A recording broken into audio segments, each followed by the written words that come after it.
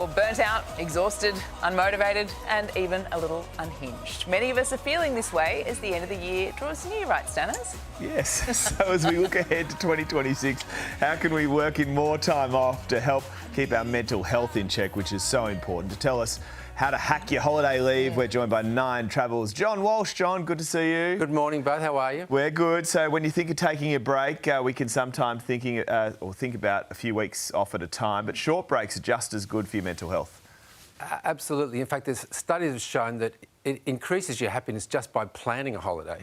So it goes to follow. If you're planning several holidays over the course of a year, 4 or 5 long weekends, that you're going to be happier a lot more of the time.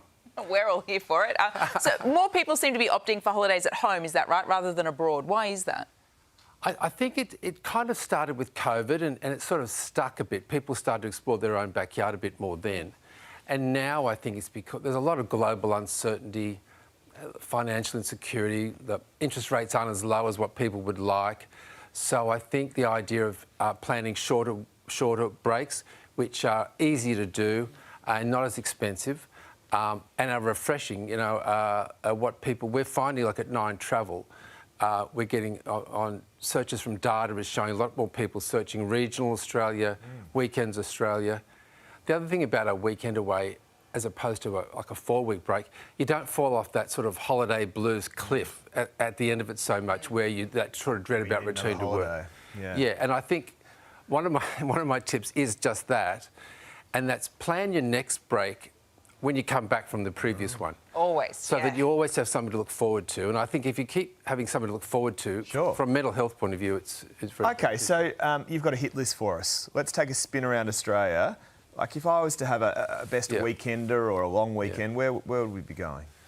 Well, my tip for weekends and long weekends is 2 hours for a weekend driving or 3 hours for a long weekend. So it's an easy way to remember it. So these are our top destinations? Oh, right, yeah. So with Brisbane, for example, you've got lots of choice. You got from Noosa right down to Byron Bay, but I'll go to nominate the Glasshouse Mountains, which I really like.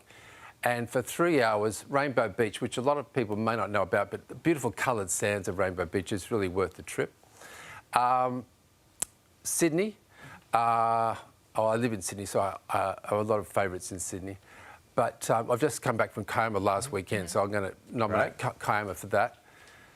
Long weekend, I want to give a rap to Mudgee, who have this... Very popular right now. It is, and they've got this great campaign at the moment called Call In Well, which instead of calling in sick and taking sort of a guilty long weekend, you call in well, you say I'm taking an extra day, and you can give yourself a guilt-free weekend. And Mudgee, of course, got great and just food finally and in Victoria and Melbourne? Victoria... well, it's 15 degrees today, I think, in Melbourne. So, Don't remind poor Clint, he's about to head back there. Shorts weather. So I wouldn't be heading for the coast. I'd be going Yarra Valley if it was this weekend. And long weekend, a big family favourite, Clint, as you know, from Victoria, Wilson's Prom. Yeah, fantastic. Adelaide, just quickly in Adelaide. Adelaide's great because everything's so close. Victor Harbour on the Fleurieu Peninsula is only about an hour away. I love it that there. And probably long weekend, the Murray River up to Renmark and hire a houseboat.